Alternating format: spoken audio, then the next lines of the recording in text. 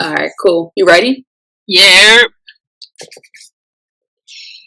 Welcome back to another episode of Sober Black Girls Club podcast with your hosts, J. Nicole and Katie. Katie, what's up? How you doing? Red hair. We got the fierce red hair looking amazing. What's up? Nothing much. Yes, I'm definitely in my red hair. Happy Juneteenth, which is coming up on Monday. Happy Pride. What's up? Child. Real quick, I need to vent a little bit. Let's go.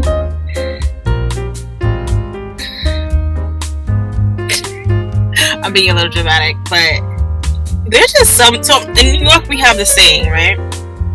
And it's a very logical saying, but it's a saying in New York that we say a lot, and I'll explain it in a bit. But the saying is, are you dumb? And basically, when we say, are you dumb, we're trying to figure out what you're thinking. What's the thought behind the action you just did, right? It's not necessarily calling a person dumb, even though I can see how one would think that.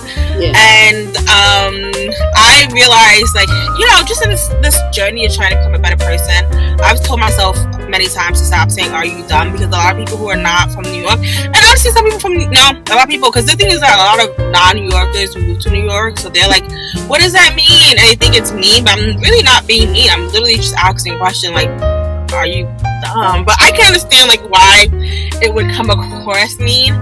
So I've tried my best to stop saying that, because it can come across mean. But it's just a New Yorker thing to say, are you dumb? Are you dumb? My mom says it.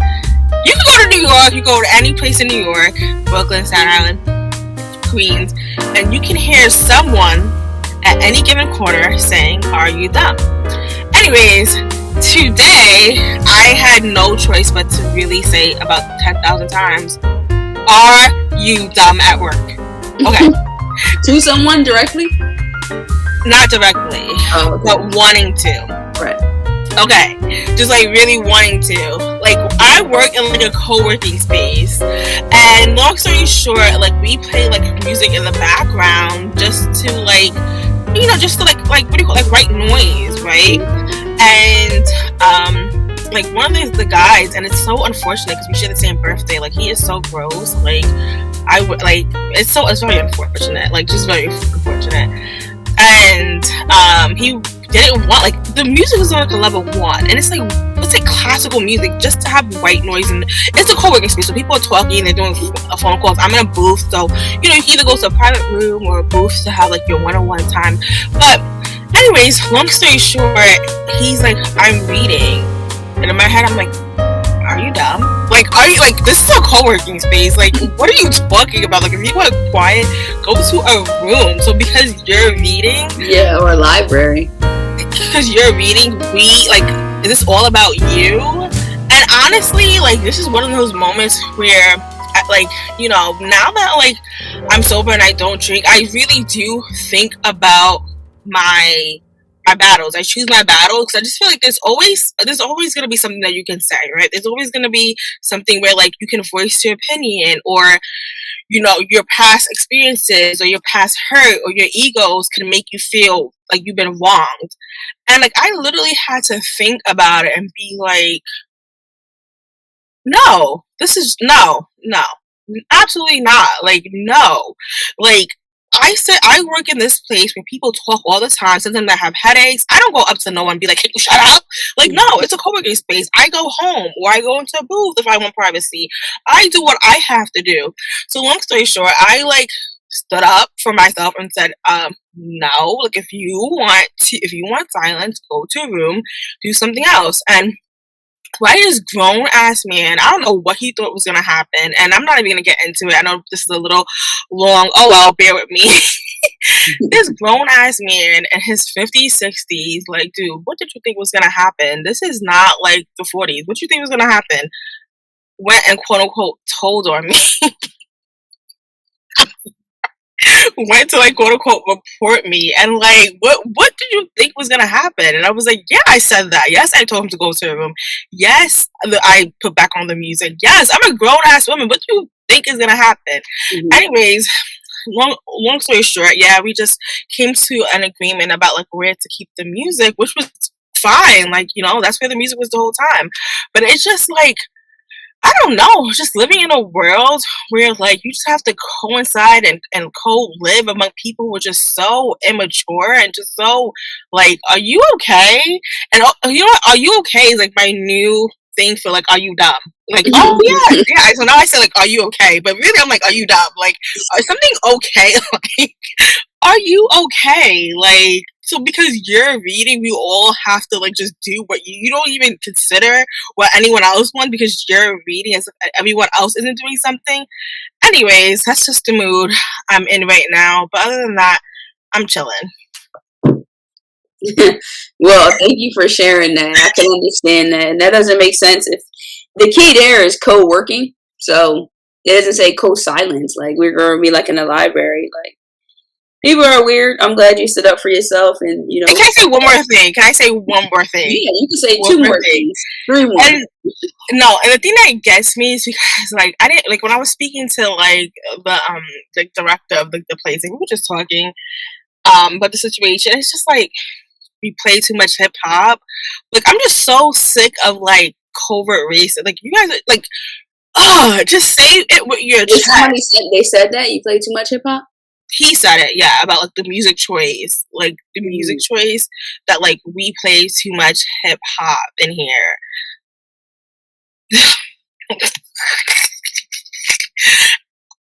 And literally all you have to say is play this, play that, play this, play that. When I like literally when I'm in here, I literally go to the receptionist and be like, can you play Renaissance by Beyonce?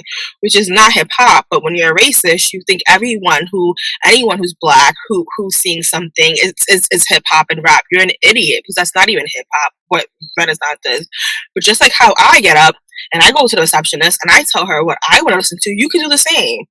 But when you have underlying motives, like you make everything such a big deal and chaotic, and sometimes it takes everything out of me. Like I be telling people, it takes everything out of me not to go to like 010 Katie. Some people just really be wanting like because. All right, I'm done. Let's move on. How you doing, Jay? Nah, thank you for sharing that. It's a fact, though. It's a fact, and I think some people need to be brought back to their realities and realize, like, you're not the only person living in this world. We gotta coexist, and some of us not going to just back down. So yeah, thank you for doing that, sticking up for all of us. And yeah. So how am I doing? I'm good. I'm chilling. Everything's good.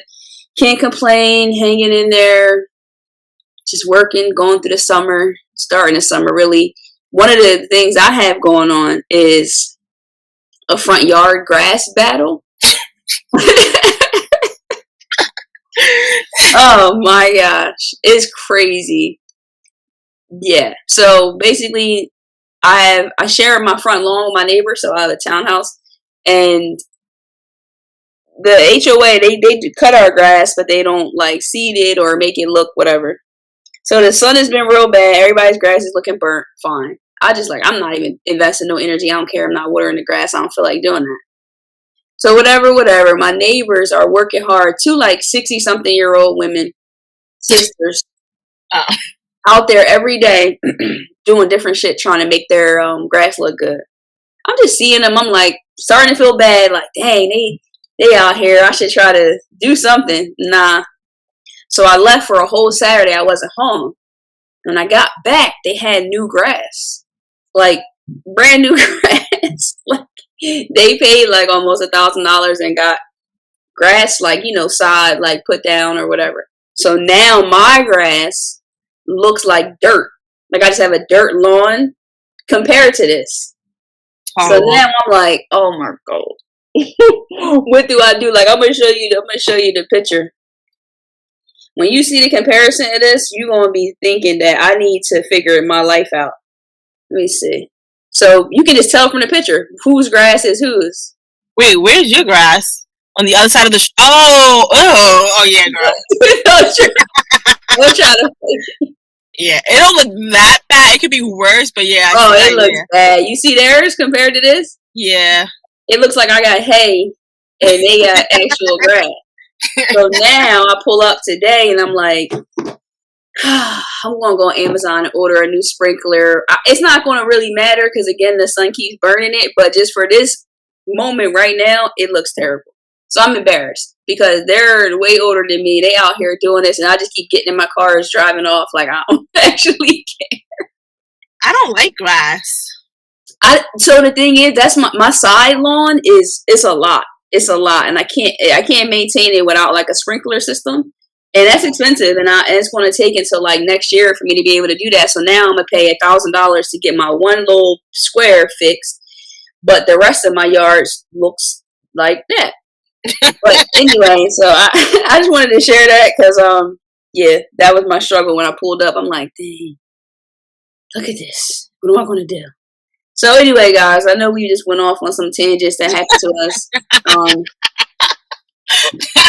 Whatever, hip hop music, burnt grass, terrible. But yeah, I mean, we talked about what we wanted to get into a conversation, and one thing that I was sharing with Katie was that I realized in my life recently that I do not really have a lot of fun.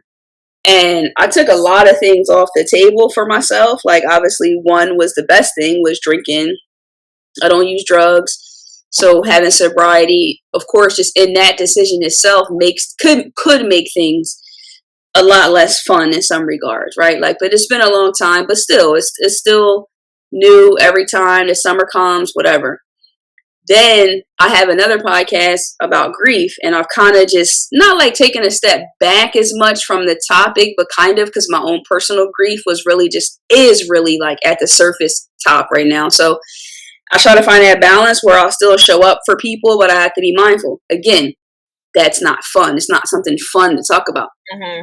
So I'm like, yo, what do I like really enjoy doing? I need to do something. So I did go to a carnival with my nephews, my wife, my daughter, and that was fun, and we had a good time. But I need something for myself. So I'm like, all right, don't laugh, please.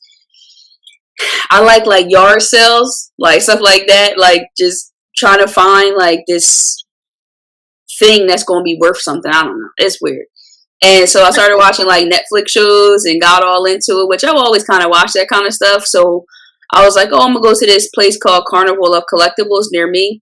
I was in there for like 2 hours, didn't have service, just walking, like looking at all of this stuff. And like, I actually had fun. No pressure, no nothing. I don't have to show up. I don't have to post on social media. I don't have to worry about meeting quotas for work, taking phone calls. I didn't even have service. So I couldn't even talk on my phone. I couldn't look on my phone. I was just present in that moment doing something that I like to do that was actually different though.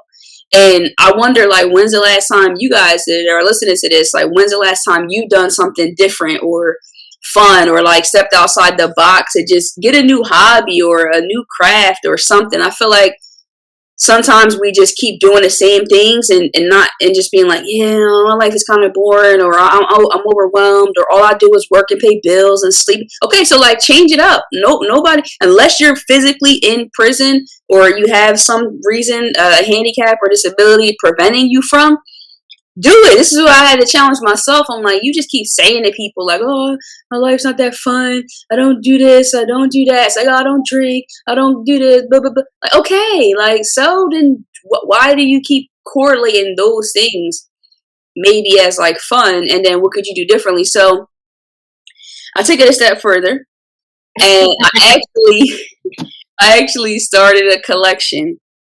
It's going to be funny when I say it. I'm not going to say exactly the details, and I can't online because I'm on a pursuit of something, but I will tell you that.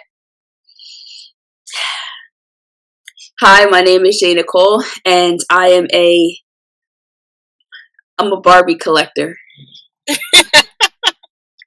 For yourself or for your daughter?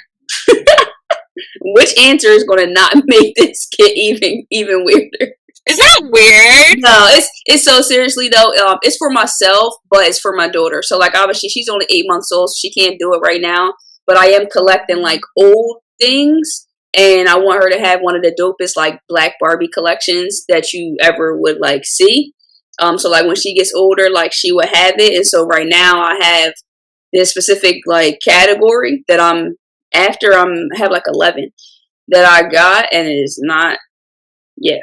But I'm having a good time, and they're like never been removed from the box. Like it's fire. Like it is crazy. When I got this in the mail and I opened it up, I'm like, because cat's out the bag. I was a big Barbie person when I was a kid. No one ever believes that because I was a tomboy, but at the same regard, I had the Barbie mansion, the motorhome, so many things, and I'm like meshing those worlds together and just doing something that I would have never thought I would be doing, and I'm having such a good time doing it. Like even looking on eBay, like, oh, I gotta, no, I'm gonna try to get this. Like I'm gonna get her the first black Barbie ever. That's the one of the ones that I'm definitely gonna be getting soon, and then just gonna put it on display, and so she can't like play with them or touch them. Like I just got her the mermaid one, the mermaid collectors, the Disney 100 series. So anyway, I know I'm rambling, but I'm excited. Hopefully you can hear the excitement that I haven't felt like this good in a while, like about being interested in something that doesn't just like correlate with some level of like success or some benchmark. It's just something that I want to do. And whenever I don't feel like doing it anymore, I won't. But it's like I can get kind of like lost in this. And I just want to challenge people to do that. What's your thoughts on all of it? And I give you free range to go in on me about No, I'm not gonna go in on you. I don't think there's anything to go in on. I guess there's nothing to go in on.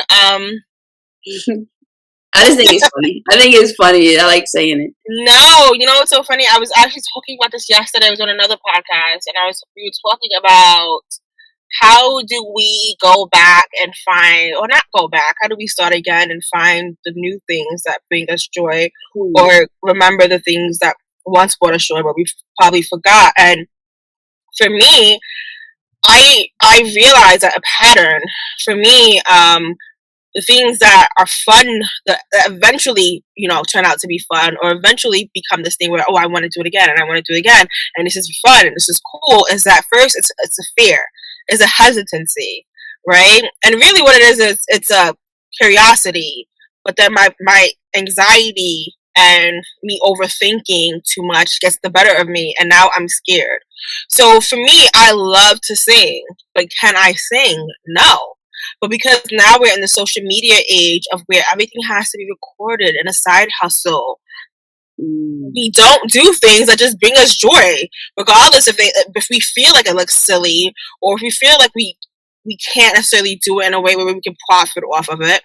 I love to sing. I literally put on my headphones are always in my ear, and I'm always envisioning myself lip singing like certain songs, the Renaissance album. I can listen to the album forever, and I just be envisioning. Like I always say, God knew what they were doing by not giving me vocals. Because if I had vocals, I would be so huge. Like I would just be the biggest star ever.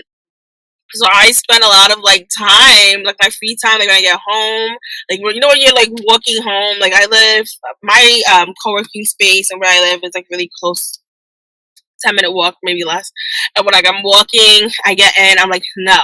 So like I'm like in front of like my windows, like lip singing, like in my kitchen for another good like 20-30 minutes, and it feels so good. It feels amazing, like, you know what I mean? I love to dance. I feel like if I have professional training, I could be a great dancer. So I have professional training now, so I feel like I'm a mediocre dancer, but that's okay. I love dancing. It does something for me. It makes me feel good. It makes me feel great. It makes me feel happy. You know what I mean? And then when I think about when I was a kid, I used to always write like song lyrics. I used to always like put together dances. So it kind of like coincides. But for me, no, I think it's important to find the things that like make you happy, that like bring you joy. And I don't think like we can really care about what people think about it, or the things, or how other people feel. I guess my question for you is like, what was your initial like? When did you get the idea of like, let me go collect dolls or go I don't want to say shopping, but for lack of a better word, shopping, or like go looking, and like what was the initial sensation in your body? Because again, for me, I recently started dancing in January, right? I mean, in my apartment, not like anywhere, but just feeling good to like dance, or feeling good again to lip sync and like put on shows in my kitchen. I haven't done that in years, in decades probably. It sounds so weird to say decades. It just sucks when you just look so young and fresh faced and just so youthful within reality. Anyways, but I haven't done that, like I said, in decades. But and when I started doing it, I was hesitant. It was just like, no, I shouldn't do it. Like, I shouldn't. Like, you know, as soon as I get home, I should take off my AirPods and put them back in the case. But then I was like, no, I don't have to. Like, I can do what I used to do as a kid. You know, sing to yourself, lip sing, and do all that. Like I'm in a concert. Like, I'm Beyonce's backup singer. Like I said, God knew what he was doing. Anyways, yeah, girl, what was like your sensation and initial feelings? Yeah, no, thanks for sharing that though. I think you definitely, like, everything you were saying is what I could relate to. It's just like getting back to all that, but I did have that like getting in my head a little bit about it before just kind of going in. So what really happened was, like I told you, I've always just been like a yard sale, thrift store kind of person. Like, I like doing that. And then I was telling Tanya, I said, you know, I just really need to like do something to feel good. So it's a place by me called like Carnival of Collectibles. I've never been in. I always drive past it. So I went there and I was like, you know, I'm going to get something that's going to speak to me, to collect stuff that will remind me of like my dad or my grandmother, like to draw me close to them. But as I was walking through, I'm like, this could turn into a disaster. Now you can just start being like, this reminds me of them. This reminds me of them. Now I got all this junk and I can't get rid of it. I don't want to become a hoarder. So when I was there, I was like, you know, I love basketball. I played my whole life. I was a big Allen Iverson Sixers fan. So when I was in the place, I just zeroed in to like Sixers and like basketball stuff. And then I came across this doll and she had like sports related stuff. And I was like, oh, that's kind of cool. And she looked tore up. Like, she didn't look new. She was just terrible. But I just bought it because it was like, I remember like when I used to get Barbies, and not even just that, but because of the clothes, it was like Sixer stuff. So it had to do with that. So then I was like, let me look this up. This is kind of weird. So then I was like, oh, shoot. Like, I didn't even know that all of this was out here. Like, so many things. Now I'm like, I already said I wanted to get my daughter the first Black Barbie anyway. And then I started looking at that, and my grandfather, he got me like a holiday Barbie, like from 1997. She was white, but I mean, again, back then it wasn't as many, I guess. Or he just thought it was cool. I don't know why he got it, but he got it. And so I still have it, but the box is like dismantled. And so I was like, man, that's kind of cool. And I got into it, and I said, you know, another thing, when my daughter is older, like, she might appreciate it, she might not. But either way, it still could be something that I could pass down to her. Or maybe she will like it and we can collect together. But if not, I'm still going to like it and I feel proud about it. And, you know, because I'm buying ones that are never removed from the box. So they're like actually in the box, and like I'm going to have it like displayed out, and like I'm taking this kind of like far, but I feel like good about it. And I feel like it's so the opposite of what I would be doing right now, because I would be overthinking like, oh, like I can't be putting money into this. Like, I can be paying off this or doing this. Like, it's just like whatever. Like, people are dying, people are losing their lives, things are just live your life. That's pretty much what I just kind of wanted this whole conversation to be, is like, find that thing for yourself. And like you said, like, don't have shame around anything, or wonder what people are going to think. Like, I just like to see the reaction, because it's just funny saying the word Barbies and me, not even so much like my age, but it just doesn't like go. And to your point about recording things, I have been recording the process. Like, I got a video of me and my daughter, well, her sitting in her high chair and me opening it. A couple of different videos of me like opening the ones that are coming. I just got some packages today, but I'm not posting it right now. Like, I want to just record it for the future, but like just be in it right now. Like, I don't want to be, like, I haven't really even told many people about it, like what I'm even doing. Some of my closest friends don't even know. So I just been like, yeah, this is my thing. Now, I will tell you, on eBay, for anybody that tries to buy something, I learned the hard way that if I was selling something for $50, and you made me an offer like, all right, I'll pay $45 for it. If I accept your $45 offer, it just charges your card and ships this to you, right? So I didn't know that at first. So it was like your item has shipped, and I'm like, what item? What did I even buy? But the person accepted my offer, and I'm like, well, there goes that money, because I didn't even know that. So that's just a little hack. Make sure that you're ready to pay the money if you make an offer, because they want to take it.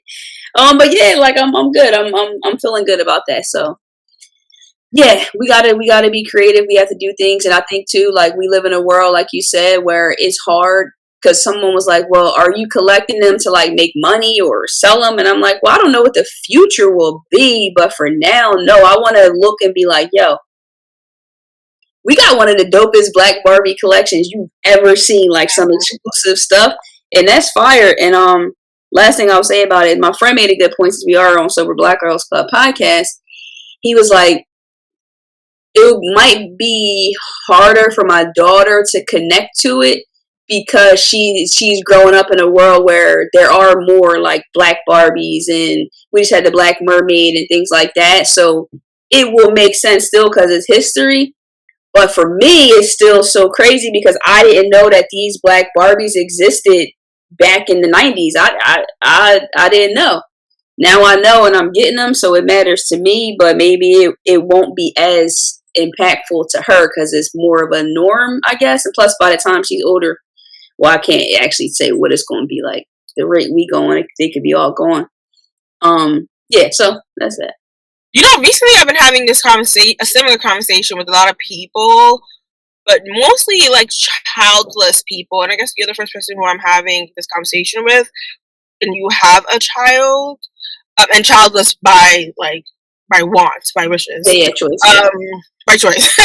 I'm like, by want, by wishes, by choice. Okay, so the conversation, let me just give context. So I was having a conversation with a friend who we were talking about, like, you know, inheritance, property, and basically I was kind of like telling her basically, like, whatever. How deep do I want to get into this? You know, she has some inheritance in another country, inheritance law in that country, different from inheritance law in our country, and I was telling her that you know, she should still pursue it, and she was like, you know, she should still get what's rightfully hers, and she was telling me how, you know, she doesn't really think she should, because it's not like she has kids and she doesn't have a legacy. And I'm just like, wait, what? Like, children are not your only legacy. Like, the things you do in this world are your legacy. And even though you might not have kids, you can still, you know, your legacy can be that you can give, you know, the property to an orphanage. You can give it, donate it to shelter. You can give it, donate it to me. Hell, donate it to Soul Black Girl Club. There's so many other things. There's so many other things you can do. And legacy does not necessarily begin and end with just children. Yes, children can be legacies, but I just feel like when we put so much emphasis on children, we kind of are just shaping and you know, I might not be a parent, but I was a kid, so I can speak about how, you know, just the constant what's the word, the constant the constant, what's the word I'm looking for, of like the pre-notions of who I should be and what I should like and what I should be doing and the things I should be, you know what I mean? It can be burdensome, especially when parents, and clearly that's not Jay, but I'm talking about like older parents. I don't know. I gotta interject there. I'm gonna interject there, because that's a good point that you make. I wouldn't say that it's not me, because me and my friend just had this conversation too. So he's big into MMA, like mixed martial arts and jiu-jitsu and everything. And he was saying that, because I was telling him about the collection for my daughter and everything. And he was like, you know, as parents, a lot of times we do project. And so you do have a little, it's really hard. I'm telling you, it's really hard not to put your likes and the things that you like and you enjoy, like not on your child, but into their life, because it's something that you love. But where I think I might be a little bit different, Ty and I, from a lot of parents, maybe or not a lot, but some, is that I am well aware and open to the fact that she could hate everything that I've put into her life, that I've put her in, that I've introduced her to. But there is a selfishness, and there is a little bit of that projecting where she has a little rubber basketball. She has these things that I do put around her to see if she gravitates towards it, because I would love it selfishly. But if she doesn't do it, I'm okay with that. That's why I was saying she could be like, this Barbie collection that my mom did is for me. I couldn't care less. My friend was like, Tanya's like, she might just get pissed one day at me and like knock the whole thing over, and I'll be crying. So I do think that there is that, but I'm also aware that she's going to be who she's going to be, and I pray that we can nurture who that person is. But yet, I wanted to make myself not be out of that category, because I can see how it's yeah. Yeah, so I mean, I guess I was saying that to say that, like, even if like you do have kids, if you're listening to this and you have kids or you don't have kids, I still think it's important that you do things that you like without like thinking about your children. Again, I'm not Yo, my mom always laughs when I talk. I said, "Can you stop, leave me alone? Stop thinking about me. Like, you're obsessed." I always tell my mom, "Stop thinking about me. Like, worry about yourself. Think about yourself. Take care of yourself. Yeah. You know what I mean? Like, do Yeah. you, boo boo? Leave me alone." Yeah. And I think like any child would want their parents, like, yeah, like nurture your kids. You know what I mean? Like, nurture them, love them, but also make sure you're taking care of yourself. Like, Yeah. a healthy parent is a parent that, in my opinion, that nurtures their joy, that knows what they like, that knows, you know what I mean? That in order for you to be able to give your child something, and I'm not giving you parenting advice, clearly, I'm not. No, I agree. In order for anyone to like, even in a basic relationship, okay, let's talk about relationships, right? Let's switch gears, something that I can't talk about. In order for me to like demand something from like a partner, I would need to have given it to myself to know what it feels like, or have had to experience it in one way or another. You know what I'm saying? Because other than that, like, then what am I even like basing this off of? How do I know that this even exists, or if it's even possible?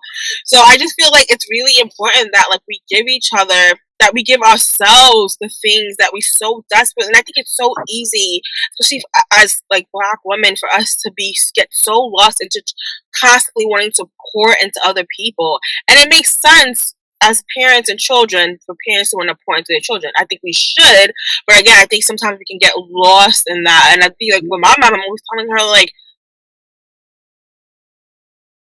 what do you do to take care, like, you know what I mean? Like, worry about yourself. Go to the spa. Do something. Like, you know what I mean? Like, you know, like, do stuff to take care of your mental, your emotional state, your self-care. Like, I'm fine. I'm old enough at this point. So I just think that no matter how old we are, we still have to, you know, we still have to take care of ourselves and nurture our own joy. So, you know, the dolls are for you. Like, the dolls are for you. Put your joys and your happiness and your adventures and the things you find fun first. And I feel like a lot of times people like, I don't know what fun is or how to find it. I feel like you have to lean into the curiosity. You have to lean into the fear. Again, when I feel like a pit in my stomach, and it can be about a person, it can be about a thing, it can be about a book, I know that person, thing, or place is going to play a monumental part, in my life. I know it's going to have some type of, you know, it's going to bring me some type of joy. I just have to lean into it. But right now, you know, my worry and anxiety is just getting the best part of me. So, yeah, I think a lot of times people also always say, like, you know, a lot of adulthood is trying to go back to what we did as kids. And even though I do see that, and I can agree, like I do agree with that, I also think that like it's totally okay to try to do new things and try to do new things, try to do even in our everyday lives, like how we handle conflict. That's creativity, right? How we parallel park. Like, I do not like to parallel park. Is it parallel parking? It is. I don't like to parallel park going in the back. It's scary to me, right? Mm-hmm. But like, how fun would that be if I was able to do it in a safe environment, not when cars were near me, and I actually got it right? You know what I mean? If I leaned into that fear and I tried that for the first time, you know, in the city that I lived in, I don't know, I'm not doing that. I don't care what no one says. This face, these teeth are too important for me to ever. They don't do this in New York, but where I'm at, they ride these scooters. I'm not doing that. I don't care what it says. I'm not doing that. I can ride a bike. I'm not getting on a scooter. It's a little scary. They go pretty fast. No, but you know how like we have city bikes in like the city, yeah. You can get with your phone. Here they do that with scooters. Yeah, they move kind of quick. I've been on like a scooter and felt like I was gonna fall. So yeah, no. I think it was a good episode. Listen, find something fun to do, whatever. You want to collect Barbies. You want to go, I don't know what you want to do, skydiving, something. Like, do it. Like, that's the thing. It's like, I think it's so easy to just get so in, like, this is all I do. I've got to pursue this. I've got to do this. I got to work on this. I got to contribute to that. I got to blah, blah, blah, blah, blah. That's how I feel anyway for myself. And I had to take a step back, like, all right, like, you know, you can still contribute to people and help, but what's fun to you? Like, what do you even do? Like, that's not mandatory. Like, what do you do that's not just something that you want to do for the good of humanity or whatever? And I'm not taking away from my contributions, but it's like, all right, like, what do you do? Well, now I am actually trying to think about what shelving I want to get and how I want to display this, and I want to put LED lights and make this look cool. Do I want it to be like a little museum at some point? I don't know. Like, I know one thing I'm not doing is looking up how much I spent.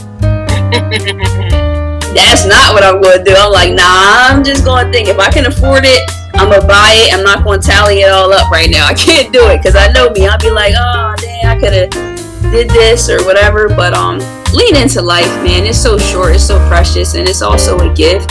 So have fun. Find a way to do it with you, yourself, your kids, your spouse, just whatever, at work, whatever you got to do.